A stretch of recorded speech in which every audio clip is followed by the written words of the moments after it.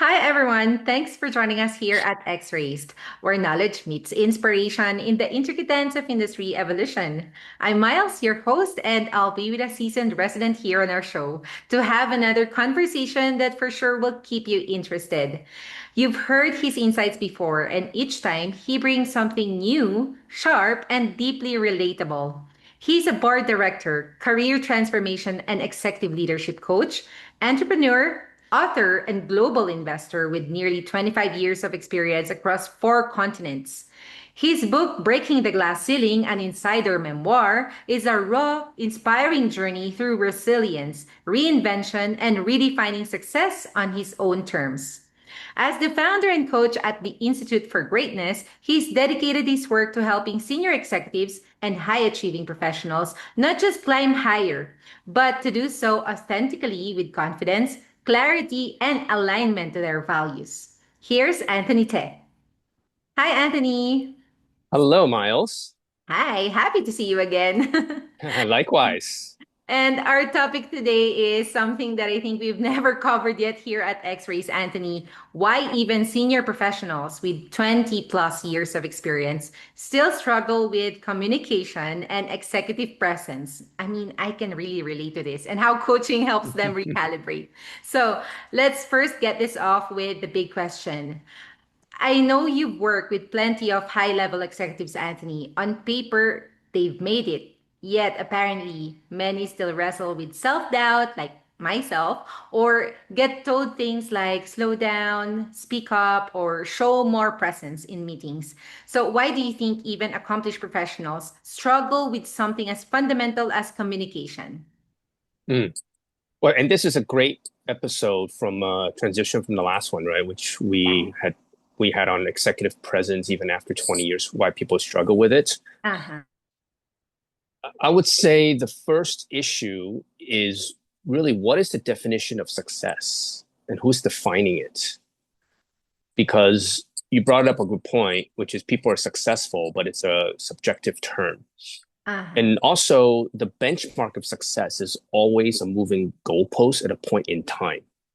So, your definition of success when you were 15, 25, 35 is always moving, right? Mm-hmm. So, ultimately, the scorecard is different.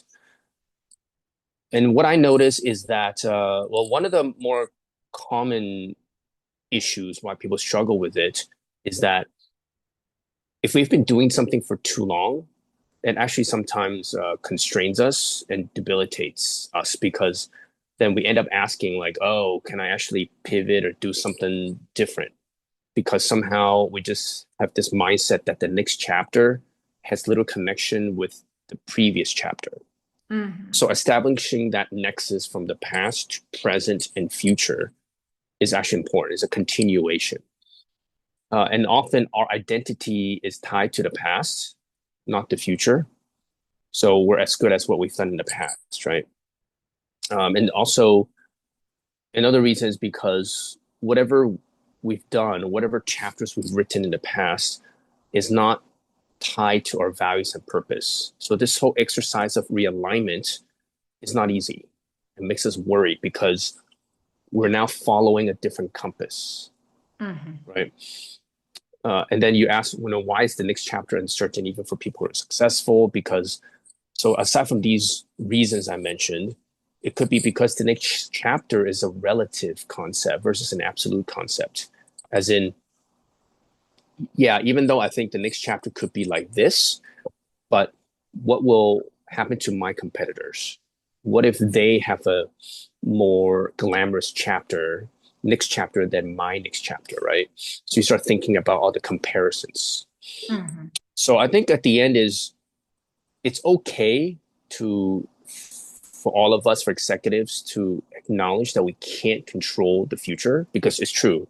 Nobody we can only say with 100% certainty what happened in the past, but nobody can tell you with 100% certainty what's going to happen in 5 minutes time, right? Mm-hmm. But what we can for certain say is we can have control of the future narrative, right? Yeah. So that's different. The outcome itself is not predictable, but the narrative can be predictable. For example, just to wrap this up, is that if you think about journalists, or before an event happens, they have already written the article. It's basically done. They know what the narrative will be. Like, oh, who's going to win this match? They have no idea who's going to win. But how come the article is done, like literally published 5 minutes after the match ends? Is because they have already prepared the article for various outcome and the narrative, Yeah. right? So life is kind of like that. It's like, you know what? We have different outcomes, but we can actually already prepare for that narrative. That's within our control. Mm-hmm. Right. Which makes so much sense, Anthony. What is the real meaning of success? And that question really makes me think deeper and realize a lot of things. I find this scenario a bit almost ironic because you can be sitting at the top of the corporate ladder and still get tripped up by how your voice comes across in a boardroom. I mean, I think many of our listeners can relate to this, and I'm sure even outside the C suite. And you've also helped people in incredibly senior roles reinvent themselves, right? So, what usually pushes someone at that level to finally say, I need coaching? Mm, And what's the tipping point that makes them seek help, even when hmm. everything looks fine from the outside? Yep. Yeah. And there are also various catalysts for this, right? I would say the most common that I've dealt with is to make the leap between being a manager and a leader. And Okay. that's why it ties to what we talked about last time, executive presence and influence even after 20 years, right? Because you start to really notice, like, am I doing, or people pay attention or respect me for who I truly am, or just because I have a title, because I was born in some privileged background or whatever. You start to question these things, right? That's the first one. Usually, there's probably some kind of feedback that people gave you that caused you to think about, uh, to look at things differently, right? Then another reason kind of ties into the first one is the realignment of the past with the values and purpose, because sometimes you tend to feel a bit empty about life, and that's what we have midlife crisis. I mean, that's it's true. How I can give you a real life example. Just a few weeks ago, I was sitting down with friends, and then we're talking about, like, you know what? We're actually closer to 70 years old than 20. At least I am, which is actually, when you put that into perspective, is actually a pretty scary thought. Yeah. And then once we talk about that, then we're like, oh my God, like, oh, time used to be an asset. But now time is actually, it seems like it's a liability. It feels like, oh my God, it's counting down Mm-hmm. because it's becoming more and more limited. So Right. I actually have had a few executives reach out for coaching because they feel like, you know what, like, I really got to do something with my life. Even though they're super successful, they're like, oh, I only have X number of years left.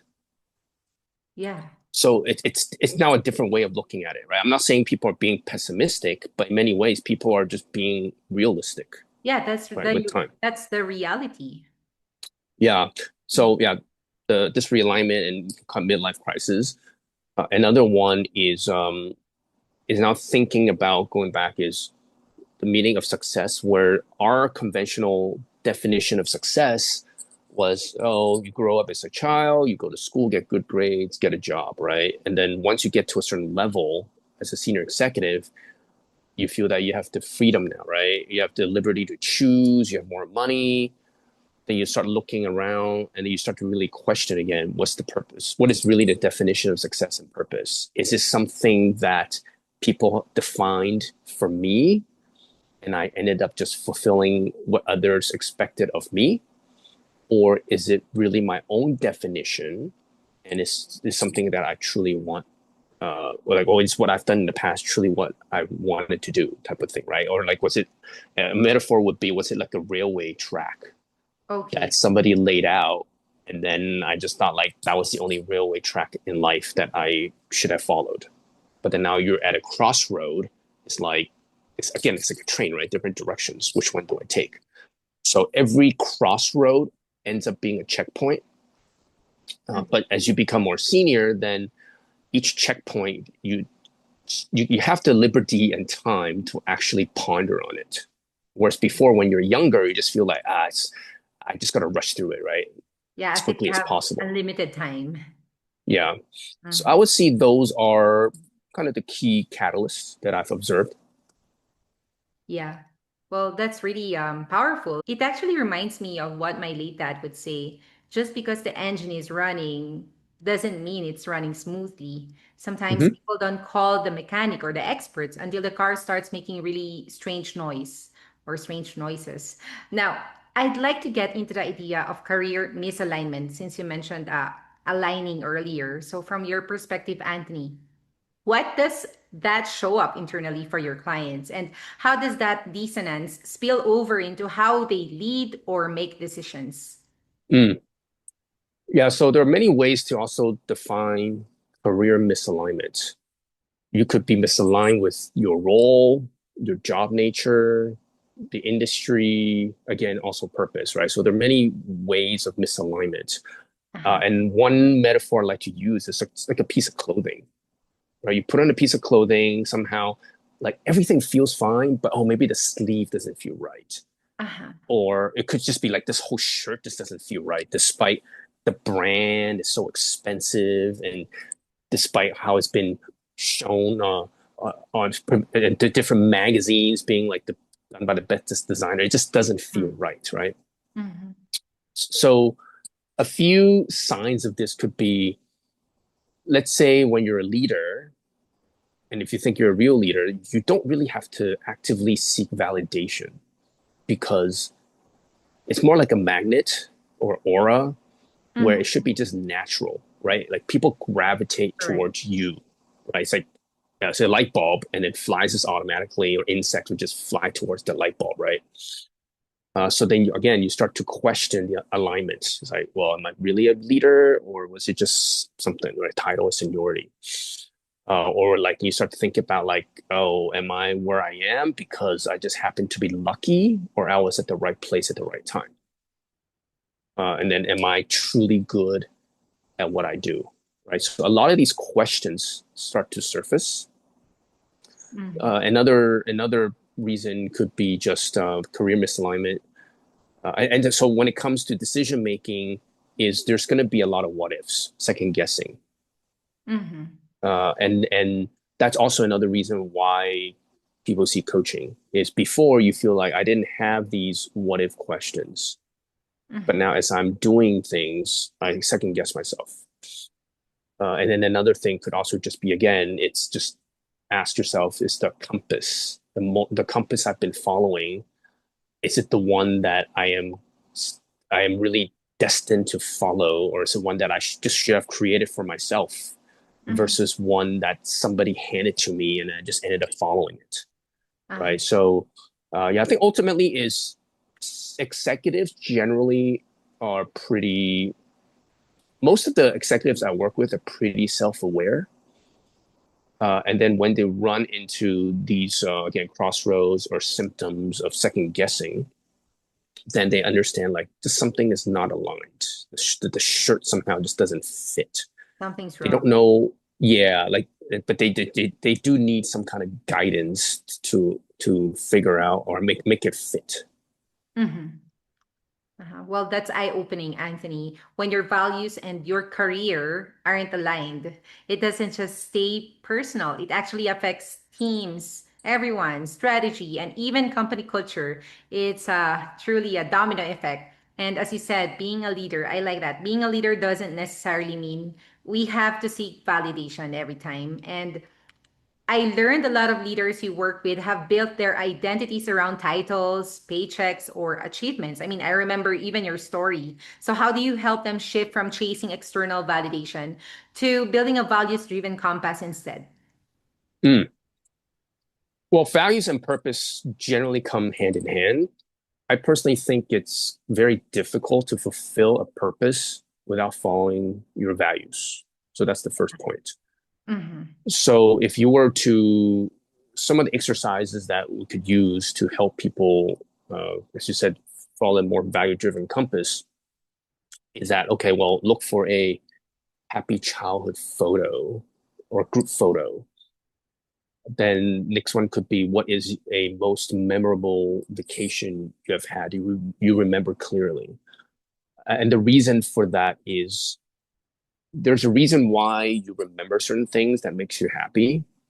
So it could be okay. For example, looking at this photo uh, of a vacation could be like, well, if I ask Miles, oh, what was truly great about this? And why do you remember this so much? It could be like, oh, it was because I was with my family. I was in outdoors. I was by the beach, and I'll say, oh, how does it feel? So, oh, I feel free. I feel just, I feel like I have so much potential or something like that. Right? So like you start building things on top of it. Mm-hmm. This is what we call fishing for values, right? Which is a very common technique in coaching. Yeah. Uh, Another more stressful question that really get people pondering is if I told you you had less than a year to live, what would you do with the remaining time and why? Right. Mm-hmm. And then once you put that into perspective, and I'm sure most people have not thought about this. So I ask them to go back, write it down, bullet point, and Okay. then we can just talk about it. Right. And I ask myself this all the time because, I mean, people who have followed our episodes know that I survived two near death experiences, right? Which has Yeah. really framed the way I live life. Mm-hmm. So for me, it's always like to have this checkpoint. I mean, it sounds grim, but again, it's realistic, right? There's Right. one thing that everybody faces with certainty, Yeah, that's and that true. is time, lack of time and death, right? Mm-hmm. Because we'll never know. Yeah. Mm-hmm. Then another thing would be then, okay, well, we acknowledge that title and paycheck is a great scorecard because it's transparent, right? That's the Mm-hmm. conventional way of measuring success because it's easily measurable. Uh-huh. But let's redefine that scorecard. Let's play a game. So, for example, I ask you, Miles, to remove your title and paycheck and look for another scorecard. What would that be? It could be like, oh, well, let's play a game like, oh, it's about how many smiles do you put on people's faces this week, Yeah. right? And then I'll ask, oh, well, how does it feel? Oh, this week I put two smile, put on two people, right? Well, how does it Mm-hmm. feel? Okay, next week let me challenge you. Let's do four. Put smiles on four people. How does it feel, right? So you start to kind of reframe it a little bit. Uh, and I'm just give you also like a real life example, right? It's like, Mm-hmm. so my daughter plays golf. Okay. She's very young. I mean, she just turned 8, and like Oh, most young people, golfer. they just focus on the scorecard. So at the end, like how many strokes did you score, right? And Uh-huh. to them, that defines success or failure. And so what I did with her is, okay, well, let's just play a different game. Let's just say for this round, let's just say no tantrums. As long Mm-hmm. as you have no tantrums, that's a great round for you. Or let's say, okay, well, let's just make sure there are no more than 3 putts. Okay. Okay. And then how do you feel now? Right. And then let's build some positives around it. Right. Like, okay, now you really achieved this goal of no tantrums. Well, okay, well, how do you now think about the next time? Or like what can you add on to it? Right. So a lot of this is again reframing the traditional scorecard that we've all been following, or most of us have been following, I shouldn't say all, and then really understand how the client feels. And this is a journey. It takes time. It's not like something you can do in a few months because, again, it's rewiring a brain in a different way. Mm-hmm. Yeah. And that's a really great exercise, Anthony. And I love that. Almost like teaching someone to upgrade from the typical GPS to an inner compass, from helping them to get to the next destination, reminding them where they actually want to go and the whys of doing so. I mean, with limited time, I'm sure. So, finally, for seasoned professionals, Anthony, who feel stuck because they think they aren't capable or of doing something else, what are some practical techniques or perhaps mindset shifts you use to help them break free from that thinking? Mhm. Well, first of all, it's normal for people to feel stuck because, ironically, those who are more seasoned often tend to feel more stuck because the question's always, what else can I do? I've been doing the same thing for 20, 30 years, right? Uh-huh. And it's also very normal for us to associate. our identity with our resume, because we often feel whatever we know that we're capable of is already on this piece of paper. One's single-sided, double-sided, whatever font. Like you squeeze everything on there. So Mhm. one exercise I do, and this is actually part of my keynote talk, is that I say, okay, let me challenge you to rip up your resume. Now I hand you a blank piece of paper to write down what you are truly capable of. I Mhm. reckon that piece of paper in your resume will look very different. And Okay. that's why I always say that we're a lot more capable than we think. So that's kind of one little exercise. Sorry to Another one. cut you, Anthony. How Mm, does it go usually?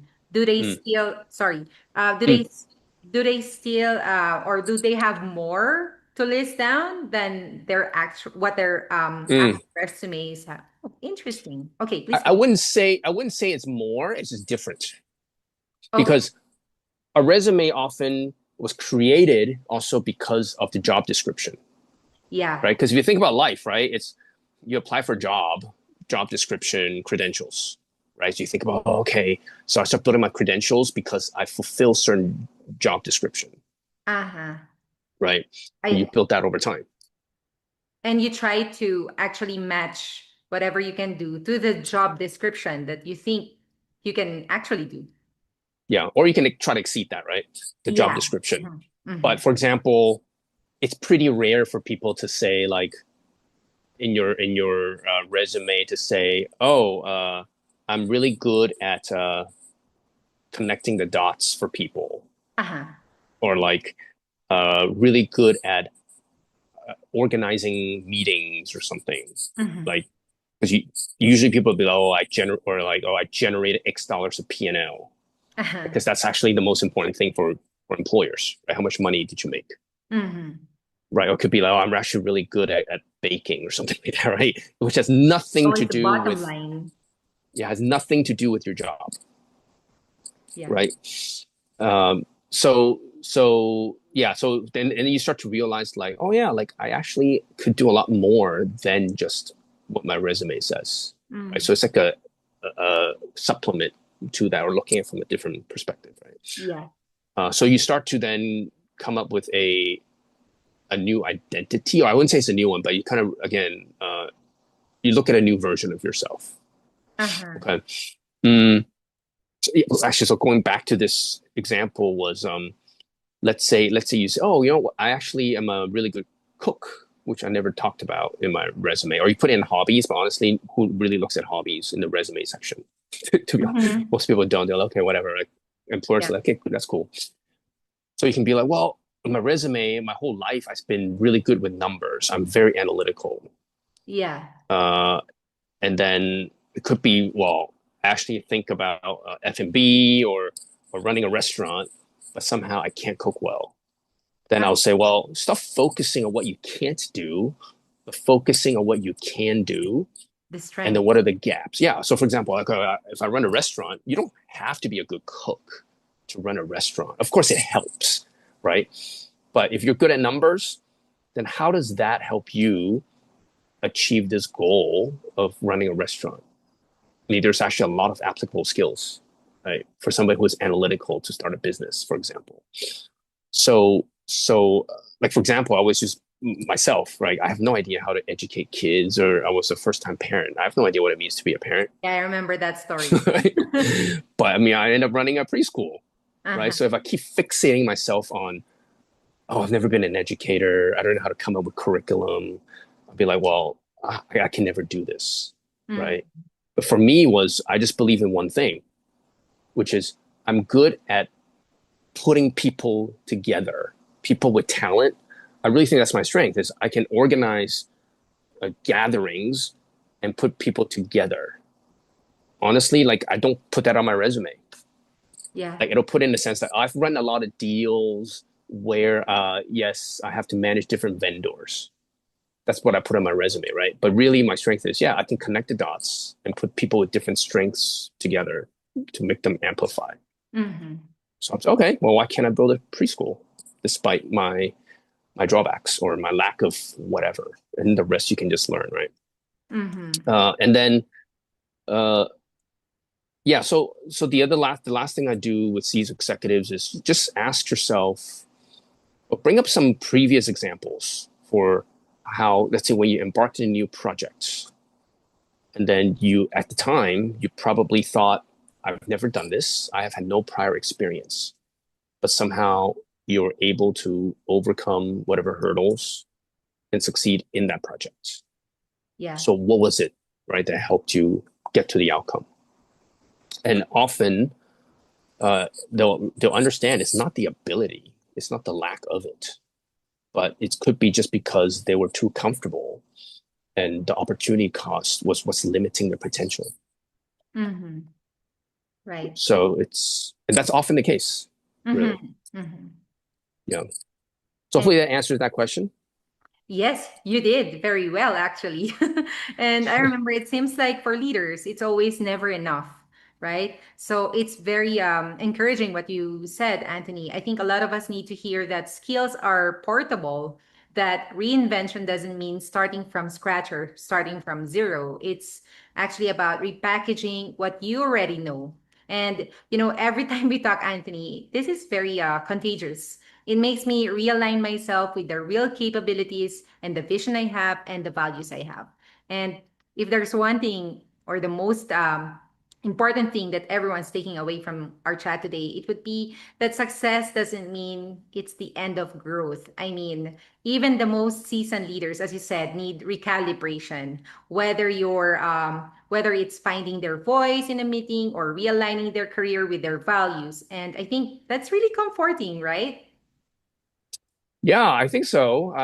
Actually, one example or one person that I think really summed it up well. Mm-hmm. I mean, you can look it up. It's Matthew McConaughey, the actor. They ask him what is success, and he Uh-huh. says it's really the version of myself 10 years out. So you can close your eyes and be like, this is, let's say, Miles 10 years from now. Yeah. This is what she'll look like. You keep striving for that, and Mhm. every time you ask the question, it's going to be me 5 to 10 years out. Mhm. So you will never truly be successful because you will always be striving for it.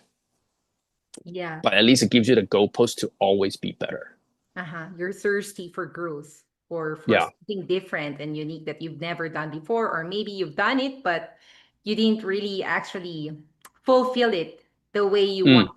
it to be. So I think growth doesn't stop at, say, 40, 50, or even after 2 decades in the game. So once again, thank you, Anthony, for being here and for always challenging us to rethink what leadership really means. And today, as usual, was no exception. Thank you for So that. much, Anthony. All right. Whether it's career breakthroughs, leadership development, or executive coaching, Anthony has structured programs that can surely help find you not just the next step, but I think it's the right step. So go ahead and connect with him directly through the Institute for Greatness at ifgreatness.com. We're dropping the link below. So thank you guys for joining us. Until next time, this has been your host, Miles. Stay focused and inspired with X Raised.